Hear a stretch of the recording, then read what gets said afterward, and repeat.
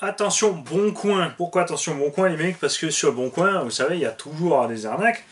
Je vous ai donné certaines choses pour pas se faire avoir. Je vais les répéter parce que en fait, il y a une bande qui sévit sur le Bon Coin qui s'est super bien organisée. Ils vous donnent un numéro de téléphone où ils sont joignables. Vous avez effectivement quelqu'un qui décroche le numéro ou qui vous envoie des SMS. Vous avez un compte bancaire, Boursorama Banque par exemple, qui est au même nom de la personne qui a l'annonce. Donc tout correspond, il y a une adresse physique, il y a un email, il y a tout. Un email d'entreprise en général. Mais tout ça c'est du faux en fait. Donc comment ne pas se faire avoir puisque tout colle, et ben en fait vous demandez plus de photos et vous regardez aussi la réactivité de la personne.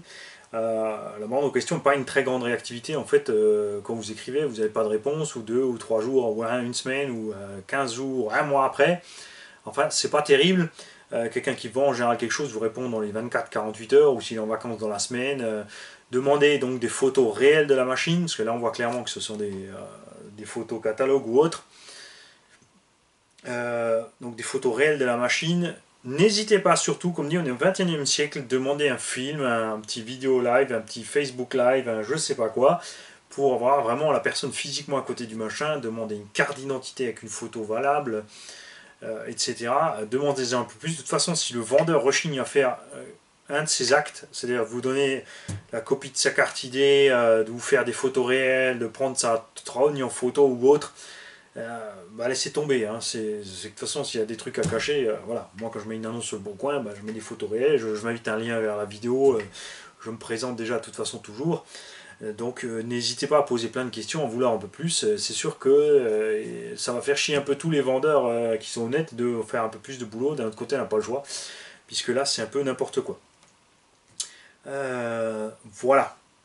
N'hésitez pas si vous avez des annonces suspectes et louches, si vous avez des trucs, si vous avez des gens qui se sont fait avoir, si vous connaissez les machins, gardez surtout tous les mails, tous les contacts SMS et tout, et tout, et tout, et partagez-les sur Facebook, sur la chaîne. N'hésitez pas à aller à la gendarmerie pour le signaler. Ne croyez pas qu'ils font rien, puisque ils ont énormément de choses à faire. Et la seule chose que les truands oublient toujours, c'est que la police est juste pas pressée en fait. Tôt ou tard, ils chopent, mais ils sont juste pas pressés.